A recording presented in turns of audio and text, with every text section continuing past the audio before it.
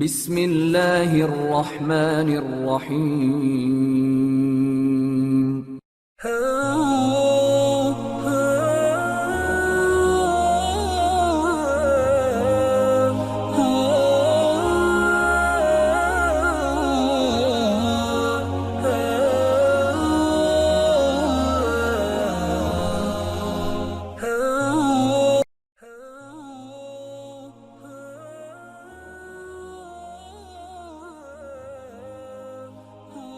نبی کریم علیہ الصلوۃ والسلام کی ذات اقدس کے حوالے سے سلسلہ پنجتنی نے نوجوان نسل کی بہتر رہنمائی اور آگاہی کے لیے ایک سلسلہ وار پروگرام فوق البشر کی عنوان سے ترتیب دیا ہے۔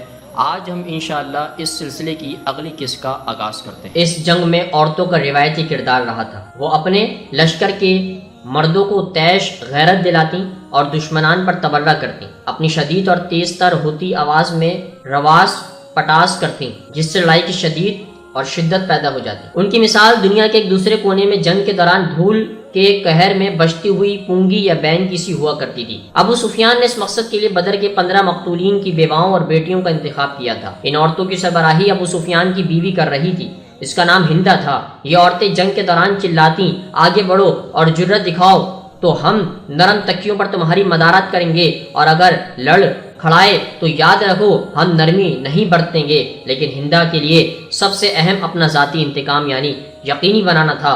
بدر کی جنگ میں اس کا باپ اور بھائی دونوں ہی آپ علیہ السلام کے چچا حضرت امیر حمزہ رضی اللہ تعالی عنہ کے ہاتھوں قتل ہو چکے تھے، اور اب اس نے ارادہ باندھ لیا تھا کہ اس لڑائی میں وہ حضرت حمزہ رضی اللہ تعالی عنہ کو قتل ہوتا دیکھے گی۔ اس مقصد کے لیے اس نے پہلے ہی کھلے عام ایک ایتھوپیا غلام جس کا نام وحشی تھا اس کو تیار کر رہا تھا۔ اس کا کام کے عوض یعنی میدان جنگ میں حضرت حمزہ رضی اللہ تعالی عنہ کو ڈھونڈ کر موت کے گھاٹ اتارنے کے بدلے میں غلامی سے آزادی اور منہ مانگا انعام دینے کا وعدہ کر رکھا تھا۔ شاید ایک غلام سے کام لینے کے لیے اتنا بڑا انعام ہی درکار ہوتا۔ حضرت حمزہ رضی اللہ تعالی عنہ ایک ہیبت ناک جنگجو تھے۔ ان کی طرح کے جنگجو گنتی کے ہی لوگ تھے جو ہر دم لڑنے بھڑنے پر تیار رہتے تھے۔ یہی وجہ ہے کہ لڑائی کے میدان میں حضرت حمزہ رضی اللہ تعالی عنہ کو تلاش کرنا بہت مشکل نہیں تھا۔ کہا جاتا تھا کہ جہاں ہولناک لڑائی چھڑی ہوئی دکھائی دے جان لو کہ حضرت حمزہ رضی اللہ تعالیٰ عنہ وہی۔ سر کے مغفر میں شتر مرغ کی کلیجی سجائے بے جگی سے لڑتے ہوں گے۔ ایک شخص بتاتا ہے کہ اس دن لڑائی کے دوران حضرت حمزہ رضی اللہ تعالیٰ عنہ اپنے آنے والے ہر دشمن کو لان تان کرتے اور لان تان کرتے ہوئے آگے بڑھتے۔ بالخصوص اس شخص کو بہت ہی برا بھلا کہا جس کی ماں مکہ میں لڑکیوں کے ختنے کرتی تھی۔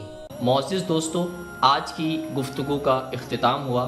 انشاءاللہ کل آپ سے پھر ملاقات کریں گے ایک نئے ذکر اور فکر کے ساتھ۔ اپنا بہت سارا خیال رکھیے گا۔ اللہ حافظ۔